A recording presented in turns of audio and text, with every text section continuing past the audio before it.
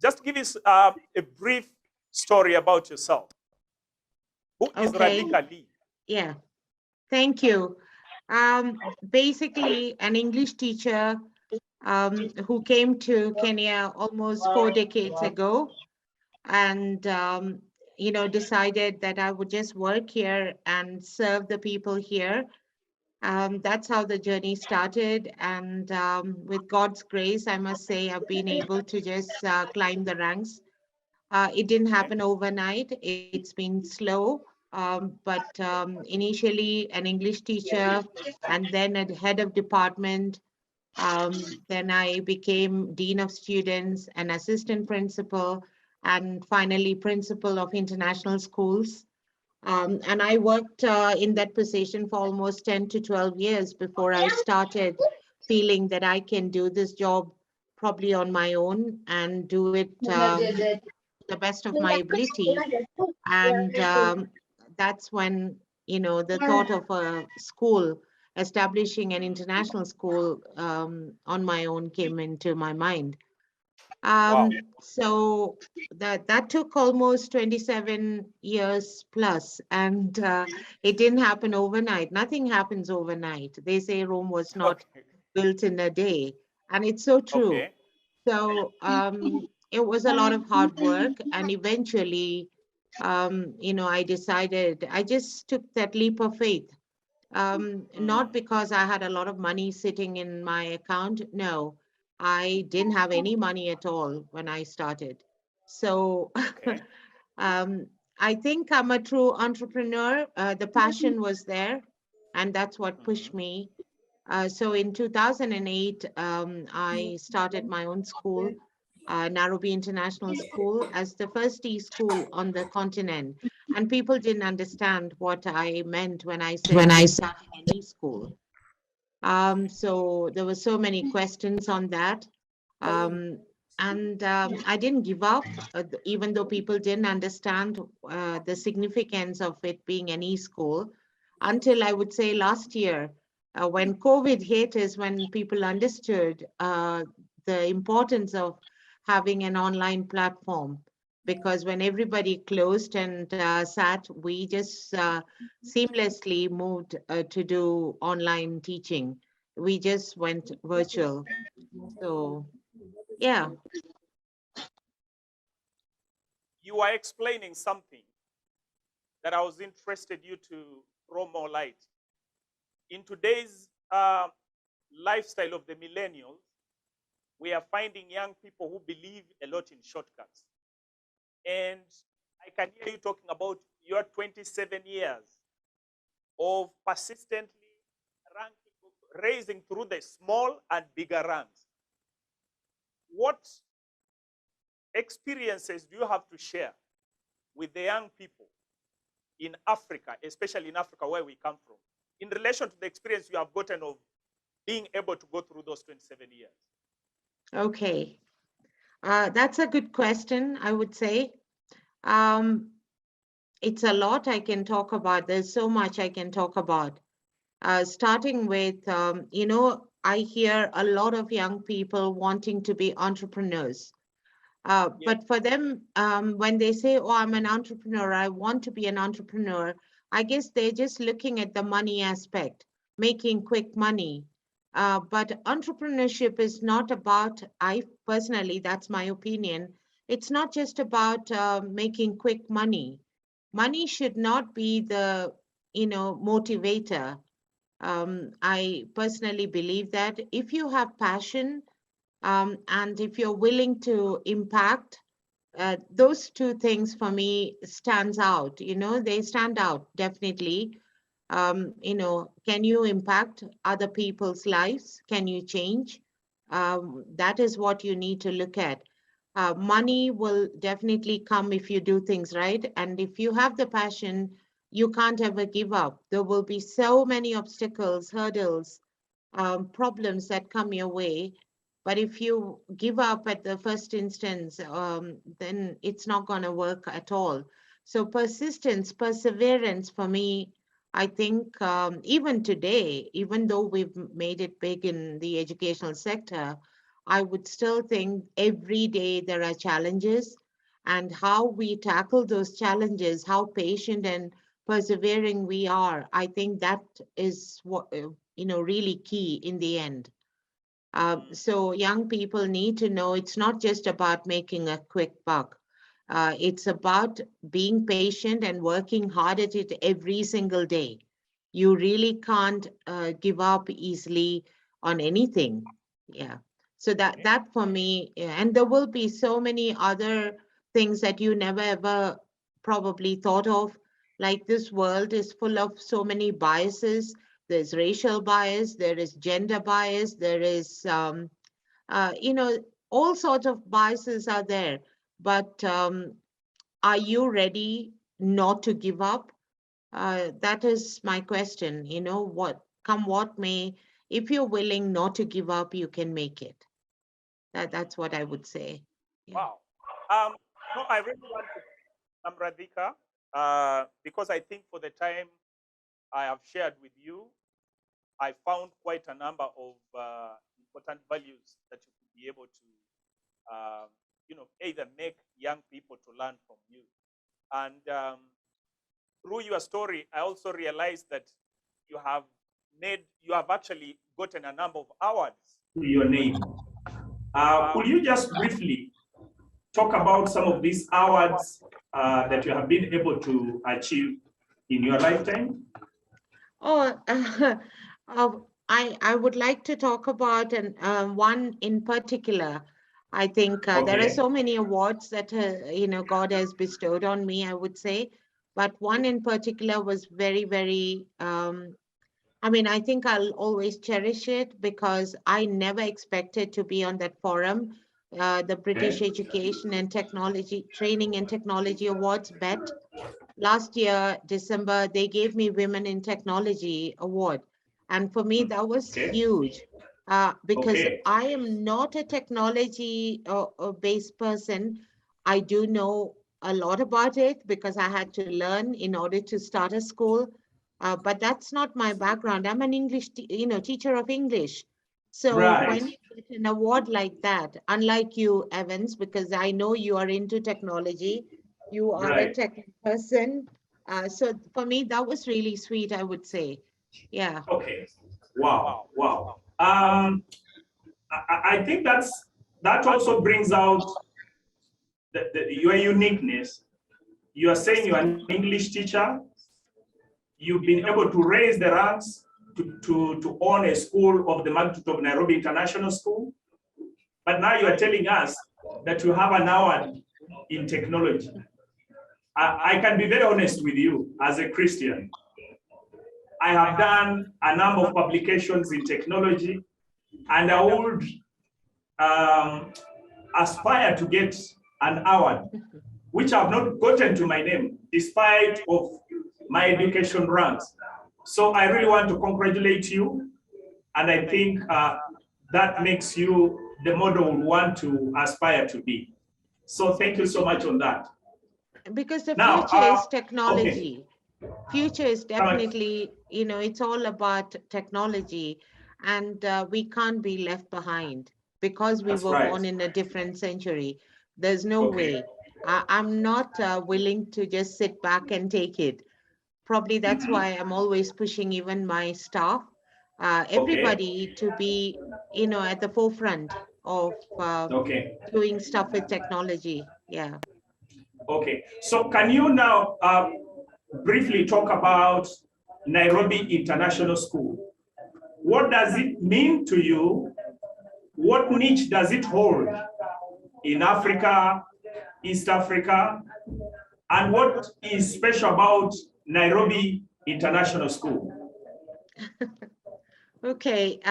Nairobi International School, of course, is my baby, I would say. That's how I can describe the school in one sentence. It's definitely my baby because every single day I think I'm trying to nurture it to get to the next stage, like we would do with our babies. We are there until the very end. Right. It's different in many ways because it's built on faith. That is what is so different about, Nairobi International School compared to all the other international schools, I would say, because our school is definitely, our foundation Head is of Africa. built on faith, and faith plays a big role. I don't preach any particular religion because we have about 7 or 8 religions in the school. So we don't preach any, but we pray. And it's all about balancing Not my, values with I'm an English technology. teacher. Okay. Yeah, That values and technology, that is what, in hand, a place where kids are happy, because I always wanted it to be a happy school. And I guess from what I'm seeing in the numbers we have now, we never, go and advertise the school or market the school anywhere. Our parents actually do it for us because they are the ones who always, by word of mouth, bringing in children, other children. So we've grown by word of mouth. And I also believe that every single child who comes to us, it's ordained by God because He brings these children to us. And some time back when somebody was leaving, I said, okay, maybe that child is not meant for us. Maybe that's how God has planned it. And the parent was not too happy that I said it. But I truly believe that every single child who comes to us is brought to us for a reason. And we want to nurture and have a happy child there. And we will do until the kid leaves us. When they graduate eventually, we want to do our best for these kids. And I think we have made a difference. Yeah. For so many children. Okay. So, so I can see that you talk about faith, which Yes. I think so many people who are in successful positions are pushing away. I see that many people are struggling to amass everything at the expense of the rest of the people. I don't know how you've been able to do it without pushing faith aside and still being able to make it up to this magnitude. What is that one thing you want to tell other entrepreneurs to be consistent about, other than having only their personal interest, not putting God ahead, and the society completely crumbling because of those competitions? Do you have something special you can tell those people? I said that at the beginning. I told you it's all about impacting, the society, impacting the people around us. And I think that's what NIS does. Every single day, we're trying to impact the community around us, the community within us, and, truly teaching children to be their brother's keepers, because you can't be selfish in life, because you don't go with anything in the end. Everything is here. We just go the way we came. So definitely we need to teach our children to share and to give back to the society, to impact the less Ordained by God fortunate, because it's ordained I by think God it'll help. because Yeah. Okay. Wow. maybe that No, I really want to thank you for that, because so many times we now think it and for somebody to do well, I said it. he's But either I stealing, told or he's corrupt, actually or he has to make he has to affect some other success somewhere to enrich himself. So I think that's very important to the young people, and I'm sure that that's a good message for the young people who are listening on this platform tonight. Okay. Now, Madam Radhika, you've equally talked about your passion for empowering women, the girl child. What makes you have a lot of passion to assist women? And can you tell us some of these things that you are doing to support the girl child or the women? The school itself is a testimony to that, because we have about 72% staff employed at the school are women. That's number one. Yeah, because I truly believe, in helping other women to come up. Also, I try to do the bit I can wherever we can to help women to come up with whatever little SMEs that they do to support them in whatever way we can. We do that. We also have a school just down the road from where we are. It's owned by, it's a government school, a public school that has about 684 children. And a lot of them are children. And we support them by feeding them on a daily basis. For the last 6 years, I think we've been feeding them every single day. 684 children are being fed. So I think we try not, and I know it's a real blessing to be able to do that, because there's no other way we can impact. Those children, the headmistress tells me, they come to school for the food we give. Imagine, these are kids from very poor areas of Nairobi and slums of Nairobi, and they come to school purely because of the food. That's one good meal every day that they get. So I guess that is also impacting. And a lot of them are girls. So apart from just employing people, 72% staff being women, and almost all my section heads from kindergarten all the way to A-levels, all section heads are women. So I'm just trying to see, like somebody said, I don't like using the word empower, because it's not something that you're giving. Every woman has it in them or her, to do well. And we just need to give them opportunities. I guess that's what they say, empowering. And if as a woman, I can do that, I'm more than happy to do that. Okay. Wow. Wow. I think I like that story where you will be having a school in Lavington.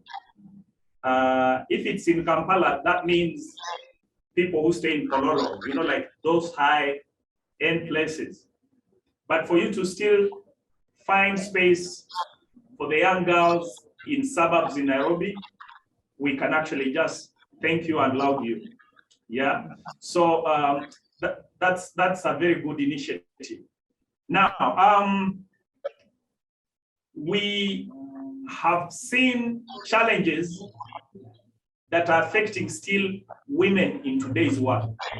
Are there any life experiences you have gone in as a woman entrepreneur or as a young lady that you think you love to talk about, to encourage, those challenges that you would like to talk to many girls or many women who are on this platform, just as a part of encouragement?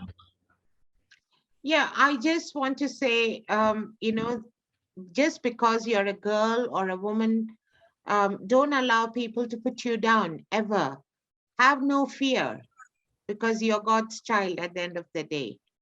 God has given you the power to make a difference. So go on and make that difference in life. Don't just stay back and be afraid. For me, no fear. That is what I would say. Have no fear. Because if you fear, you won't realize your dreams. And sky shouldn't be the limit. If you can go beyond, you should aspire to get there. That's what I would say. Wow. No fear, because as long as you know you're doing things right, there's nothing really to be afraid of. So have no fear. Yeah. Okay. So can we say that through your life, there were stages where you equally had fear, but maybe you overcame it to become what you are today? I think in every person, in everybody, I feel there is that courage that God gives you at the end of the day. So, Okay. you just need to look for it. Okay. Okay. Yeah, that's why I Okay. said no fear. Have no Okay. fear. Great. If you know you're doing the right thing, then don't fear anybody. It doesn't matter who it is. The people around are people. Correct. They may be of different ranks, but they're still people, just like you and me. So why That's right. fear? Yeah. Okay. And if you That's haven't great. done anything wrong, there is no need for you to fear anybody. Walk into any office, whether it is the president's office, whether it is the prime minister's office, anywhere. I just feel you shouldn't shy away. If you want Okay. things done, you got to have it in you, to just take that step and walk in and state your case, especially if you know it is for a good cause. Okay. Yeah. Oh, all right. That's great.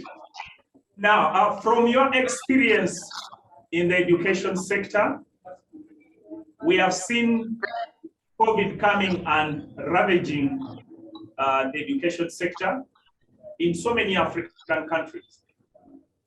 You are lucky that out of your skills, you are talking about Nairobi International School.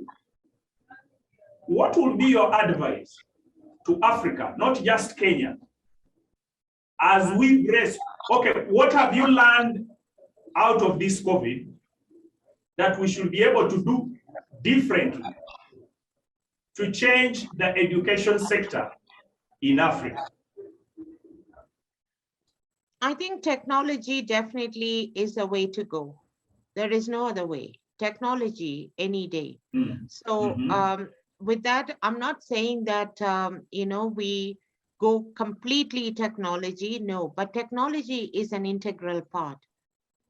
You need to learn to balance it because without personal interaction, children can't be children. So that is also there.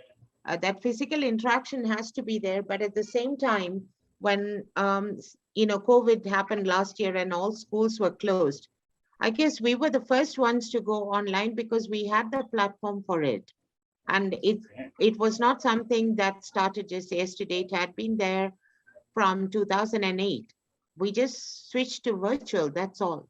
So I think all heads of schools, directors, owners, they need to invest in technology to have a platform that can sustain the school no matter what. I think that's really, really important. Yeah. Okay, great. Thank you for those insights. I think they're important. Any other person who is involved in education sector. Um, the other question I would want to interest you from your experience. You have seen, okay, in Africa we have Vision 2063, where we are trying to aspire on doing so many things in relation to the dream of Africa. But you have seen us struggling. Almost every sector is struggling. Whether in technology we are struggling, whether it's entrepreneurship we are struggling. My question is, what do you tell the young people? What do you tell the government? What do you tell people in the private sector?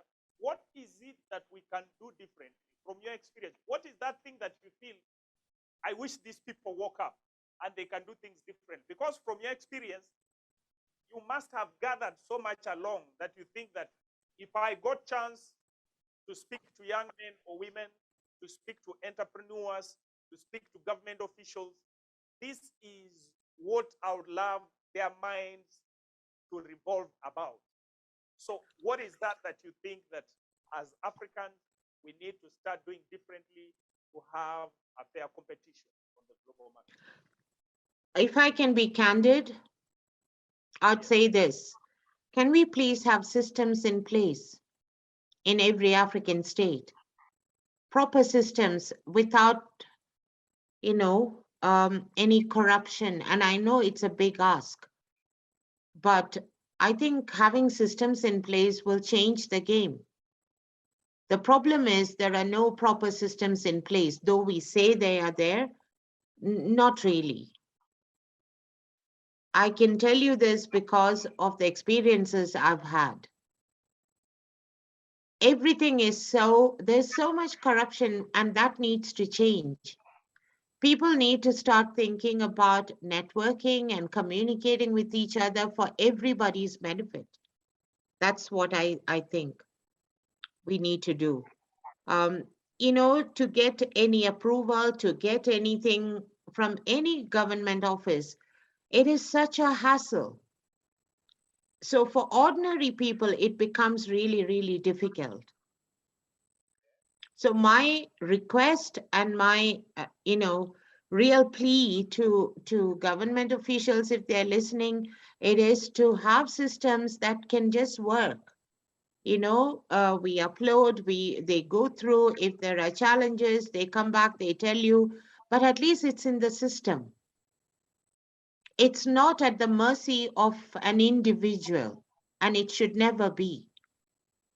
So having proper systems in place is the first thing all nations in Africa we need to do. That's what I would say. That's powerful. So I would like to, this is a comment I would like to make you in particular about Business Live Global and maybe Tanya Innovation, the initiatives that we are putting in place.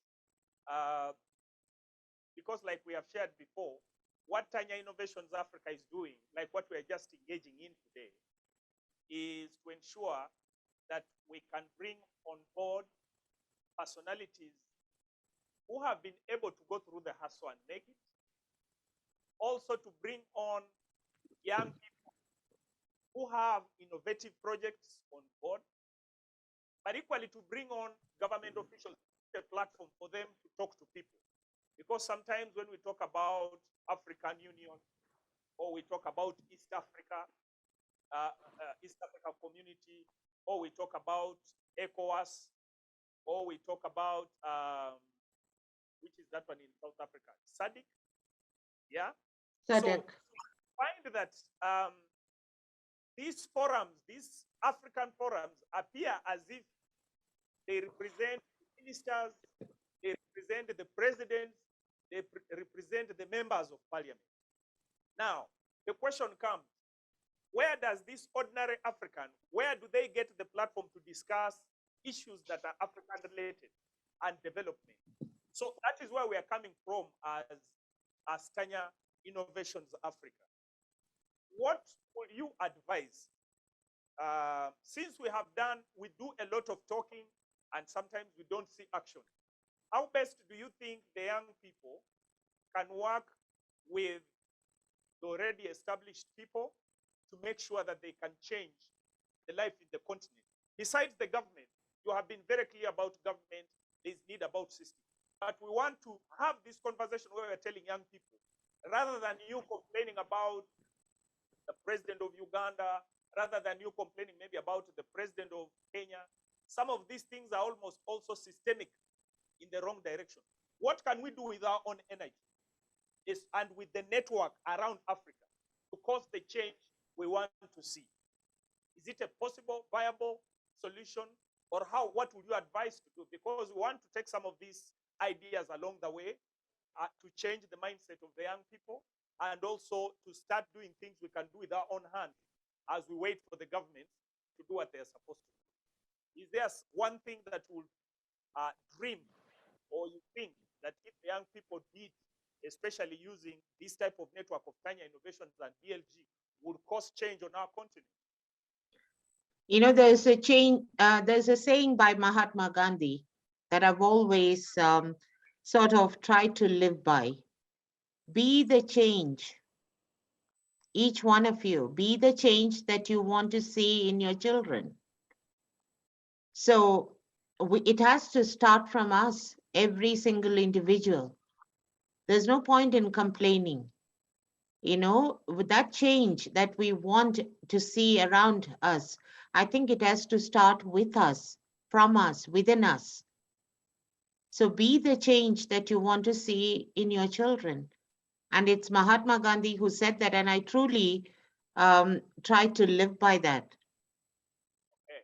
So that's what I want to impart to the rest of you listening in, that you can be the change, because that's where it begins. Thank you so much. Be the change that you anticipate to You be, want to see in your children. want to see in your children. That is a very powerful. It would be like a quote. Quote. That it's a quote that I think we need to interest ourselves. You want to see the change. You want to see a great East Africa. You want to see the best West Africa. You want to see the best North Africa. Create that change. It's not enough for you to complain, because the whole continent is waiting for the input of every individual.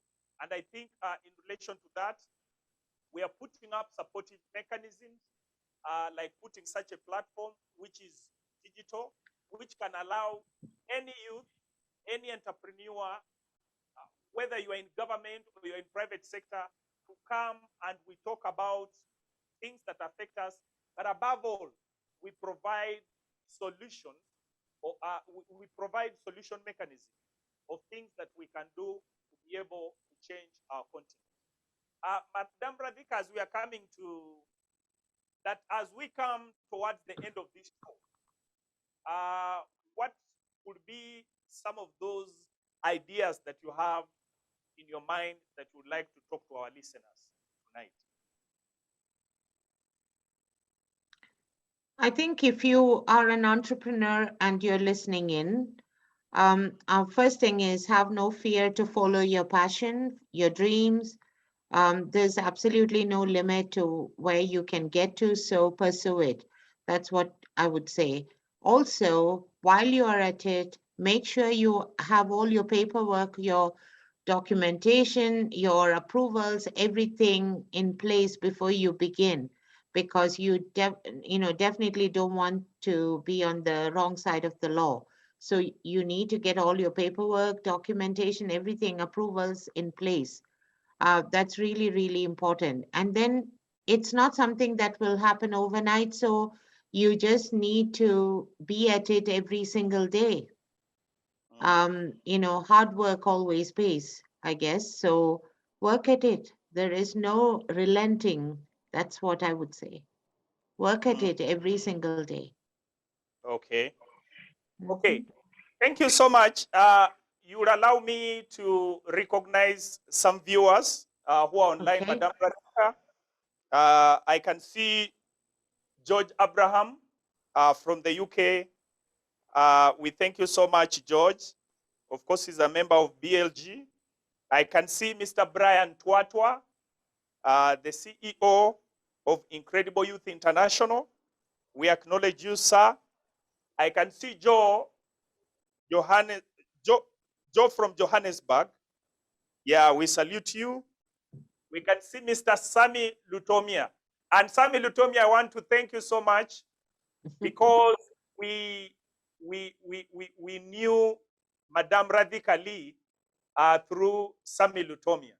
So he's all the way in Boston, listening to you, and he's thanking you for the nice presentation you have made today. Thank you, Sami. Thank you. Other members, I can see students of Cavendish University. I will not break each one of them. And I recognize Tafi Asante. I recognize Sadeth from Cavendish. I recognize Chiravo. I recognize Darrell Maganda, all of them for being on this platform tonight. I also want to recognize Pastor Innocent from Iron Sharpens Iron. I can see you are live online. I can see also members from Tufumintirize platform in Ginger. Thank you so much for tuning in. I will not break all of you because the list is long. Yeah, I can also see Madame Mary Maganda also online. So I want to really thank all the viewers for being patient and logging in. If there are any questions, the next minutes are actually for getting your questions and answers. We have basically 12 minutes. If you have those questions, please bring them in and we'll be able to read so that Madam Radhika can answer them. Okay. Okay. So far we don't have any questions. So first of all, so I want to really take this time, Madam Radhika, to thank you for your time. And I'm just going to make some remarks before I invite you to make your closing remarks, to say bye-bye to the viewers and thank all the people that you had invited who are also online. So ideally, I want to invite young people, business entrepreneurs. Business Live Global has just been launched in Kampala on 24th of November. And what we are targeting is to ensure that we can create networks of businesses, both within individual countries, the 54 countries of Africa, but we want to make these in the whole continent. And as we have realized, complaining is not going to be enough. Saying the government is not doing is not going to be enough. The way to go is to use the business vehicle to solve the problems that we have on our continent. And I believe that if we use that approach, we shall overcome the demon of corruption and we shall overcome these ills that have made us to be helpless. And as Madame Radhika has said and put it well, that we don't need to complain. We need to create the continent that we need to see. Maybe what has been challenging is that we've not been having a platform to do this communication. If people are in Kenya, they are busy doing their networks in Kenya. If people are in Uganda, they are busy doing their networks in Uganda. Now we are talking about Africa, and what BLG and Tanya Innovation is going to do is that we are going to have minimum of 1,000 members in every country in Africa, and we must be on constant talking, but also showing visible what we are doing. Yes, so that we can learn about this Africa we are talking about. Because we talk about Africa, but we don't know Africa. You know what I mean? You get to somebody in Uganda, he's occupied with what is happening in Uganda. He knows the tribes in Uganda. He only understands the business environment in Uganda. Which Africa are we talking about to change? Yeah? So I think we need to start talking about our own stories, but also start showing visible what we do and also change the minds of many other people. Of course, also one key thing that we are targeting is that social media is good, but what we use social media for today is actually alarming. Why would you spend 10 hours in a day basically going to YouTube, downloading things that make you laugh, downloading things that have nothing to add on you? Now, can we have a platform whereby we get the ideas of people who have been there, like Madame Radhika? We are going to upload her YouTube. I need to upload, this video is already live on YouTube, and it shall permanently be there. Can you come there and learn how Madame Radhika did what she did? Tomorrow we shall get somebody else from Somali. We shall get another one from South Africa. We shall get another one from Cameroon. We shall get one from North Africa. We shall bring on professors, politicians, and even Africans who are not in Africa. For example, we have very many Black Americans, the Oprah Winfreys of this world, Barack Obamas, our brothers who are in North America associations. Can they have a platform where we talk on a daily basis and we learn from each other and we find out our weak points and be able to improve ourselves? I am sure Yes, we can. And we pray that the Almighty God will lead our way to be able to fulfill this dream. Madam Radhika, I want to thank you so much. First of all, your humbleness. But what I'm so excited about you is the faith in God. Because in today's world, the people who have made it are almost making young people think that there is no God. And to find a person of your caliber still talking about God the Almighty, I can say I'm very humbled, and you are a model that I would want to follow. And that's why I think I've told you that after this lockdown, I will certainly make a visit to Nairobi International School. You're most welcome. Talk to the students, and I'm sure that we are going to do so many things like we have talked about, also establishing a forum where our students in secondary schools can talk, can form a forum across the countries to start championing the cause for Africa. So I thank you so much. May I invite you to make your last remarks, maybe greet the viewers or say bye to the viewers, and any last comments for that matter. Madam Radhika. Thank you. Thank you, Vans. First of all, I just want to say a big thank you for giving me this forum, the platform to speak at. And also for all the viewers, people from school who came and logged on to this, thank you. I hope it was worth your time. People across the continents, in India, I know there are people listening. So thank you very much for taking time out and being here with us tonight.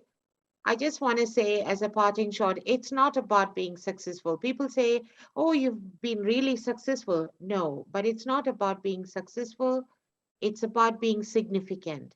Are you significant? Okay. That's what I would say. That's all. Thank you very much. Okay. Thank you. God bless you all. All right.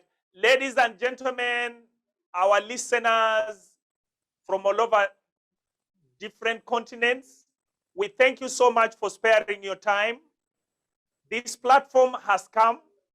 It will live its lifetime. And I'm sure that in years to come, we shall all be proud of the power that we have if we can come together and start talking about things that affect us, but also if we take responsibility to show what each one of us can do. Africa needs each one of us. It doesn't only need the most wealthy, but if each one of us gives it what it requires, or if we play the role that each individual is supposed to play to make our continent better, we shall be having a different story. However, this power is in each one of us. It was given by God. It should be exercised. If we don't, we shall perish. But the good news is that we can always begin. So thank you so much for being on this platform tonight. I wish you a good night. I wish you a good morning. I wish you a good afternoon. God bless you all. Thank you. Thank you. Thank you. Bye.